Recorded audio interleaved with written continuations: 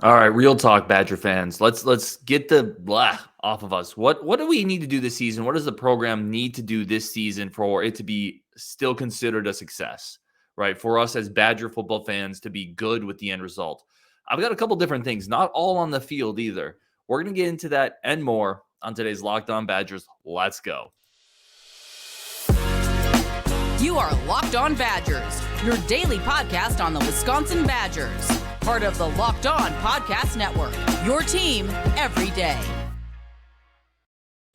Hey, what is going on, Badger fam? Thank you for joining me. As always, I am Ryan Herrings, your host of Locked On Badgers, your team every single day, here to build up this community. Really, really appreciate all of y'all tuning in, whether you're on the pod listening, whether you're on YouTube checking it out. Can't tell you how much I appreciate it enough. It means the world to me. Today's show is brought to you by Upside. Download the free Upside app and use the promo code Locked On to get $5 or more cash back on your first purchase of $10 or more. And again, just want to say thank you. Time is the most valuable thing any of us have. For you to spend any of it with me, with this community, it means a tremendous deal. And let's talk about it. Let's have some real talk. So we've talked about Ohio State a couple times. We've talked about the 2-2 start. This is disappointing. We are all frustrated. This is not where I don't think any Badger fan thought we would be 2-2 at this point. And I think a large contingent of Badger fans, we talked about this. We chopped it up. Thought that the Ohio State game, the Buckeyes would win, but it would not look like the Roman armies rolling over barbarian tribes. Like it felt like it seemed like we all thought that we would put up a little bit more resistance than that. And so now we're 2-2 with a loss nobody expected and a complete beatdown. And it just is a demoralizing feeling. But there's a lot of football left. And I'm not that guy. I try to keep it very real with everybody. I'm generally an optimistic dude. I'm not that guy who just says, it doesn't matter, move on to the next. Like, I'm not that guy. It does matter. Being 2-2 does matter. Not competing against Ohio State does matter. That being said, the season's not over. So let's try to take a holistic look, a realistic look at what the Badgers need to do from this point, because we can't change anything to the left of us. What do we need to do from this point going forward? What does this program need to accomplish for us at the end of the year to say, okay, yeah, I feel all right. I feel good. You know, that Ohio State thing was a whatever. Washington State was a blip. Okay, we're okay. So I have a couple different things, right? Not all on the field. I'm going to start with the obvious one, though, which is on the field. They have to win the West, which is still right there, right? The West is still right there. And you win the West, you get back to Indianapolis. Maybe you get another shot at Ohio State. Maybe it's Michigan. Obviously, that eastern side has to work itself out. But listen, this team will. I'm not trying to listen for Ohio State fans who may or may not be watching this and are just getting some extra victory laps in. I'm not saying Wisconsin's going to beat Ohio State on a neutral field. I am saying they're going to look better. They're going to look better on a neutral field, not under the lights during a blackout with both their starting tackles gone. And yeah, I know Ohio State has injuries to the secondary too. I'm not even going to get into this. Ohio State dominated that game. They're a way better team, 100%.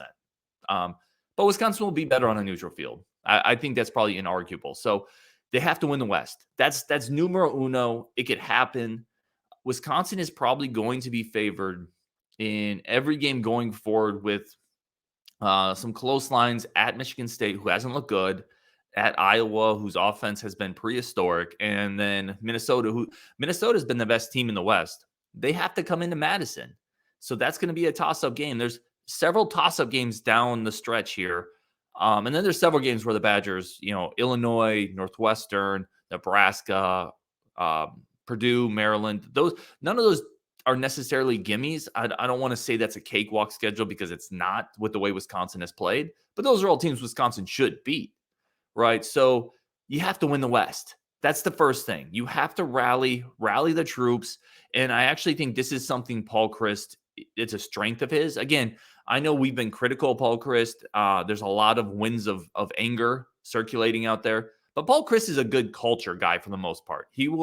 I think he's good at keeping the team in the middle, right? I think the team will bounce back. I don't think they're going to punt on the season. I don't think that's the culture of this team. Now, it remains to be seen a little bit with the senior leadership. Colin Wilder is not on this team. Leo Chanel is not on this team. Henningsen is not on this team. Some of the real big-time leaders from last year's squad, I don't know if they've been replaced. But I think Paul Chryst, the locker room is usually a strength of his. I don't think this team is going to pack it in. So you got to win the West, right? So that starts this week, Illinois. Then you go at Northwestern, critical games. Both those you should win. And then you go into that interesting game against Michigan State on the road. Michigan State is coming off 2 bad losses. Minnesota went up there. I don't know if anybody else watched that game. Minnesota pasted them, and they pasted them from the jump, and it wasn't fluky. They were up 17-0 early. Ibrahim just ran all over them. Michigan State's offense looked putrid. That looks like a bad team right now. Now, nothing is given. I'm pretty sure Wisconsin's going to go into East Lansing, and it's going to be a game. I think Wisconsin can win that, right? So you have Michigan State on the road, then you have Purdue in a bye. There's a pretty good chance if Wisconsin plays up to the talent level that they have and the type of players that we think they have, they can go 4-0 in the next game, the next stretch of games going into the bye and really setting themselves up for that last stretch. That last stretch is obviously the tough one, right? That's where you're going to have to go to Kinnick. And regardless of how good or bad Iowa is, playing in Kinnick is always tough. That defense is rock solid. Their offense is terrible. But quite frankly, Wisconsin's offense hasn't looked great at points either. 14 points against Washington State at home. That's going to be a low-scoring, painful, bet the under, whatever it is, Big Ten game. I saw last weekend's under for the Iowa game was 33. So it's going to be a tough one. And then you have Minnesota at home. So can you win the West? That's the first thing. At most, you can lose one more Big Ten game. At most. And if you lose one more, it might be too much. So typically the Big Ten West winners have anywhere from 0 to 2 losses. That's why I said you could lose conference losses. So that's why I said you can lose one more potentially. Keep in mind, Minnesota does have to go to Penn State. So that's going to be a tough one for them. Maybe that evens out with our Ohio State loss. Maybe they go to Penn State and lose. And there's some trickiness here. Minnesota has a road game to Penn State. They also play Iowa right before us. Minnesota plays Iowa right before us. That's a tricky spot for them. Michigan State plays Ohio State right before us. So 2 of our bigger games down the stretch, both of those teams have juggernauts, really tough. Well, I'm not going to call Iowa a juggernaut, but tough physical teams right before us. That's going to play into our factor. That's going to play into our advantage. Do I think they'll run the table? I don't. If I'm being honest, I don't think we've seen the consistency to say that that's likely. Could they lose one more Big Ten game and be 7-2 in conference? Yeah, I think that's possible. And 7-2 some years, depending on tiebreaker, depending on what else happens, 7-2 can win the West. So maybe you lose one more game. We'll see. That's got to be goal number 1, though. Now you circle the wagons. You beat the teams you're supposed to beat. Nobody ever thought you beat Ohio State. And if you take out the beatdown it was, just acknowledge the fact that we all thought that was an L, and it is an L. Let's move on. Let's win the West. Okay, that's step 1. That has to happen this year.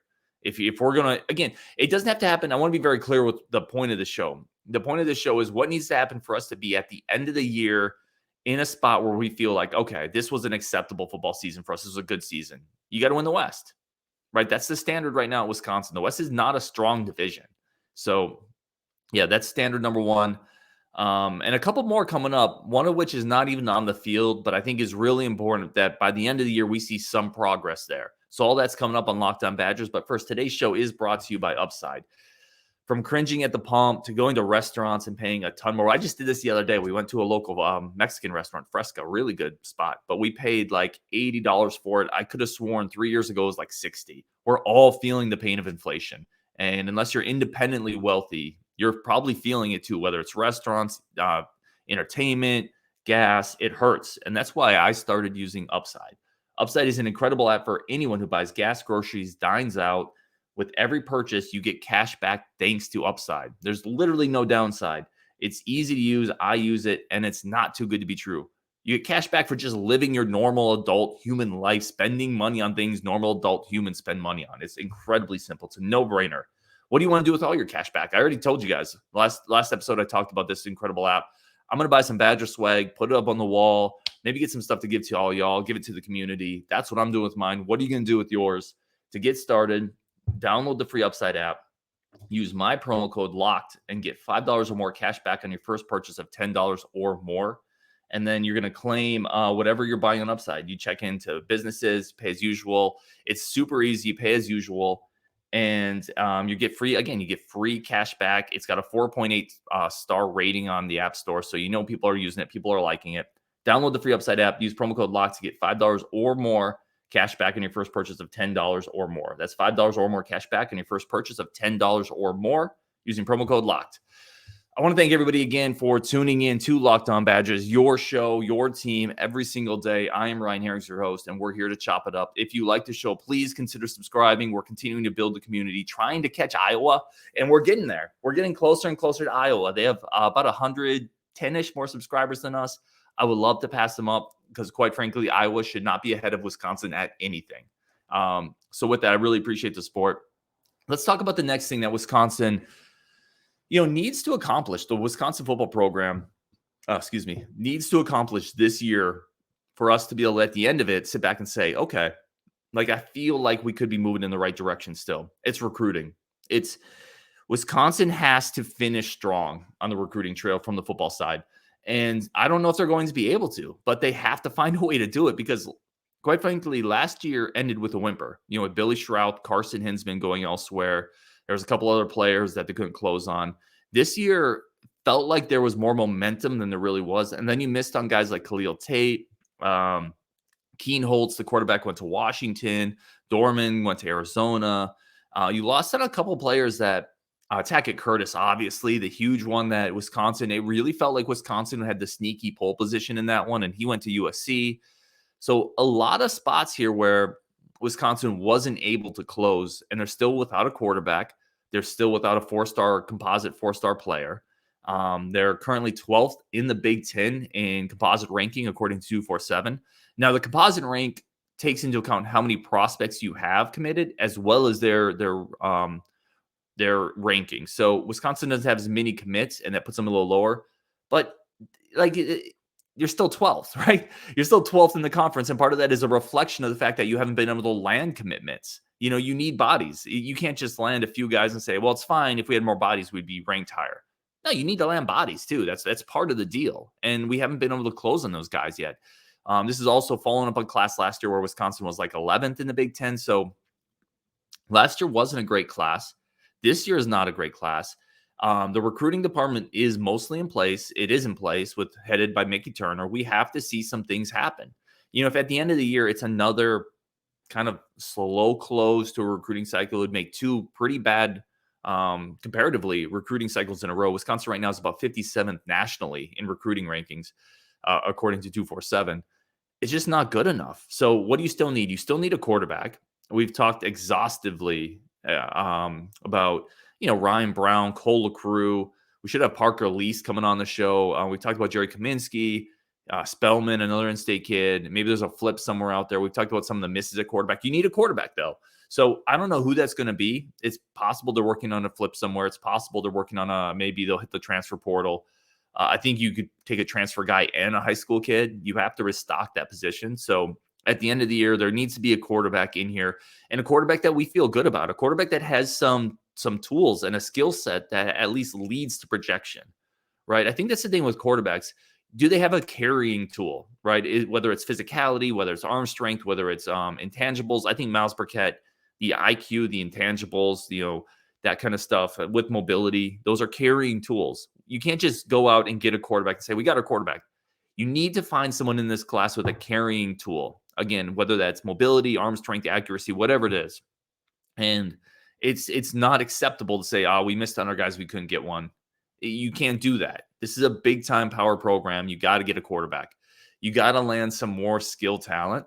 Okay. Whoever that is, specifically cornerback in those spots, a tight end would be nice. Another defensive lineman would be nice. And maybe an outside linebacker, considering you missed on Tackett Curtis. So those are kind of like some of the spots you still need to hit. I think they're probably set at running back. They're set at receiver, probably set on offensive line. But right now it's just a class that is kind of full of mid 3-star kids. And that doesn't mean that those aren't, by the time those players get to campus and graduate, maybe some of those players become 4 or 5-star talents. Absolutely. We've seen that at Wisconsin. But it does feel like a marginal class right now, just in terms of of numbers, in terms of who we've missed on, in terms of who else is out there. And I think if we're going to be confident at the end of the year that Wisconsin football's trending in the right direction, we need to see a couple wins. And who else is out there right now? That's the other thing, that there's not a lot of big names that Wisconsin is in on right now. So there is Ashton Sanders. He's the defensive lineman out of California, who committed to Cal. He was official visitor to Wisconsin, official visitor to Cal, committed to Cal, decommitted from Cal. So he's back on the market. He's a really good player. He's a high 3-star, similar to, I'm trying to think of a guy on the roster, kind of a versatile defense lineman, can play inside or outside, athletic, quick first step. He's a really good prospect. He's a high 3-star. He'd be one of the better prospects in the class. So he's out there. Definitely has Wisconsin interest. Someone who we might be able to get back in the fold. Roderick Pleasant is a name just to file away in the back of your head. He is maybe one of the more realistic that we know of right now. Big targets that's still on the board. He's a 4-star cornerback out of California. He had a late Wisconsin offer. When we had John Garcia, the Sports Illustrated recruiting director, on, he talked about Roderick Pleasant and how that offer wasn't a throwaway offer for Pleasant. He was able to talk to him a little bit. I don't think it's happening, but that would be a huge addition if Wisconsin is somehow able to, get into that race. If they even get into the race legitimately, I'd be surprised. But it doesn't sound like it's a total shot in the dark there. He would be a Big Ten player. We talked about the quarterbacks a couple of times. I like both Cole LaCrue and Ryan Brown. I like both of them. Either I think would be a good addition at this point. I think they both have a skill set that makes sense. I think they both have intangibles that make sense. They're both winners. But for some reason, the Badgers are waiting. And to be fair, I'm not crushing them on that because I don't have the full picture. Maybe there is a transfer they're working on, a flip they're working on.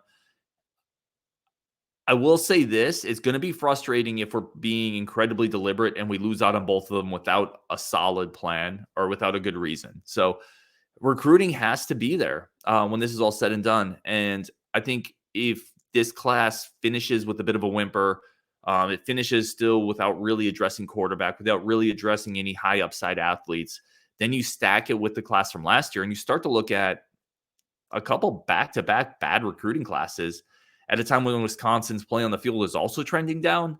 That's not a lot of good, right? That's a bad, I would say those are a couple of bad omens, right? So definitely recruiting something that I think is really important. And again, I don't know who the big targets that they could get in on anywhere right now, but I would say this, there are coaches already losing their jobs, right? We've seen it at Nebraska, a couple other places as well, where we're seeing other coaches, potentially Auburn, for example, is right there.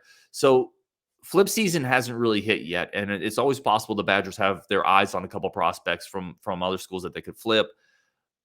I don't know, but it's got to be better than it is right now. And they have to finish more strongly than they did last year.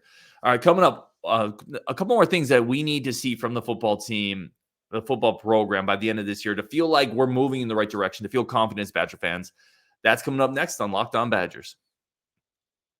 Thank you all so much again for tuning in to Locked On Badgers. I really do truly appreciate it. Your show every single day. And we're just going to keep talking about the things that we need to see from the Badger program.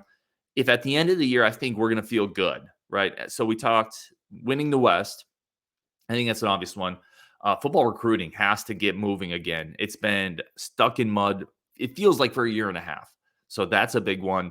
And then this next one is kind of twofold. The first, it's kind of a coaching, aspect and a development aspect. So I'm going to separate it. The first is coaching. We need to see, we have to see something different offensively, right? We have to see continued growth from the passing game, continued growth from the creative scheme capability of Bobby Engram. Is he bringing something different? Because as of right now, it really doesn't feel that different. We saw a couple wrinkles, but nothing that makes you say, okay, Wisconsin's offense is evolving under a new offensive coordinator. It feels like a lot of the same.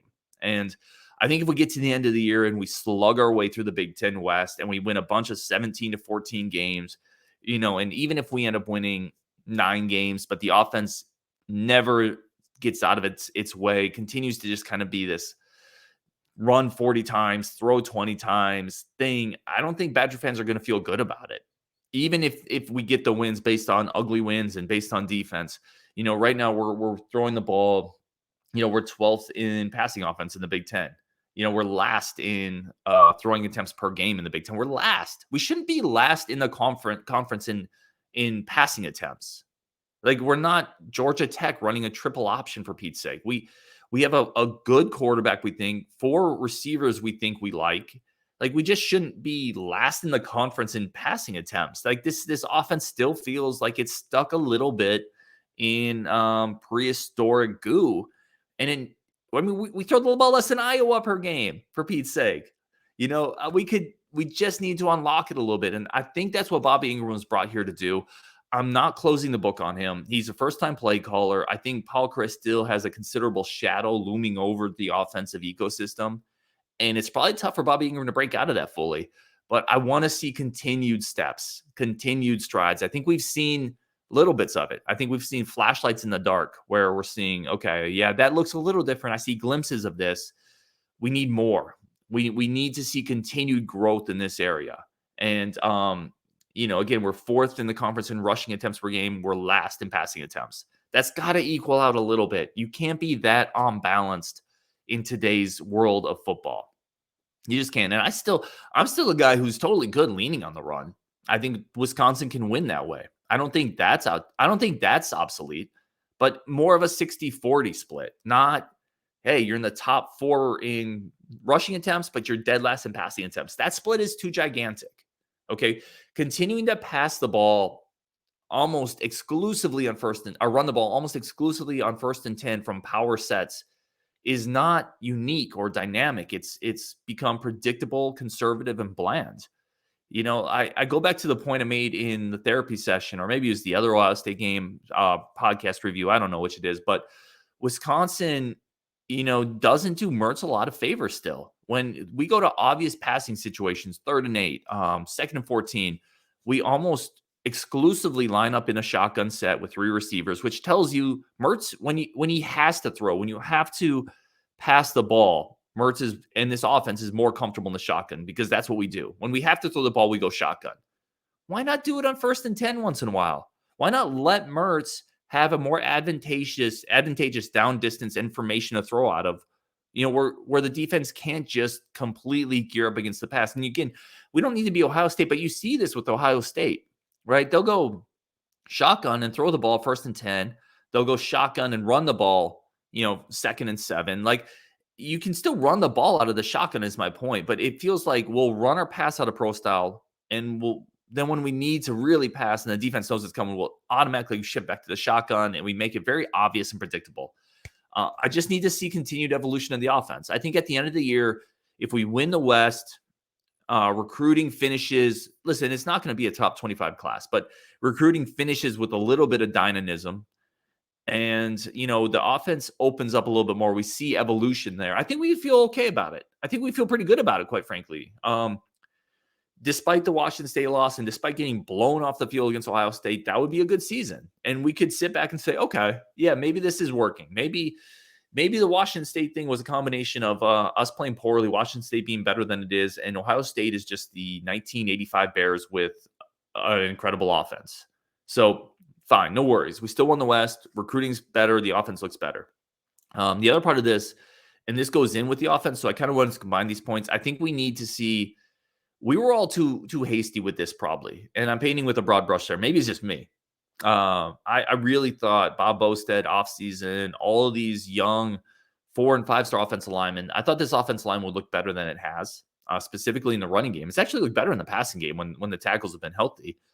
I think by the end of the year, we need to see some progress there. Like, we need to see the penalties drop down dramatically.